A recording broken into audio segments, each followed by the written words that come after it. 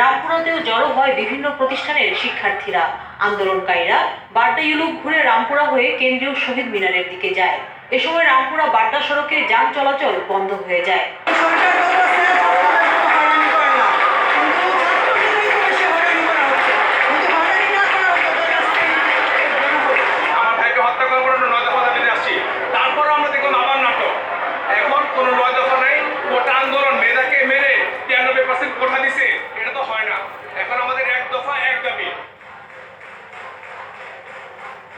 সাইন্সল্যাব মোড়ে শিক্ষার্থীরা অবস্থান নিলে বন্ধ হয়ে যায় যান চলাচল। সেখানে বিপুল সংখ্যক পুলিশের অবস্থান থাকলেও কোনো বিশৃঙ্খলার খবর পাওয়া যায়নি। যাত্রাবাড়িতে ঢাকা চট্টগ্রাম মহাসড়ক অবরোধ করে শিক্ষার্থীরা, এতে দেখা দেয় স্থবিরতা।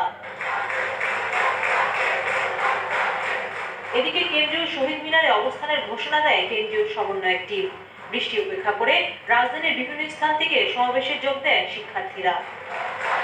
সুলতানা জাহান মিতু, ইন্ডিপেন্ডেন্ট নিউজ, ঢাকা।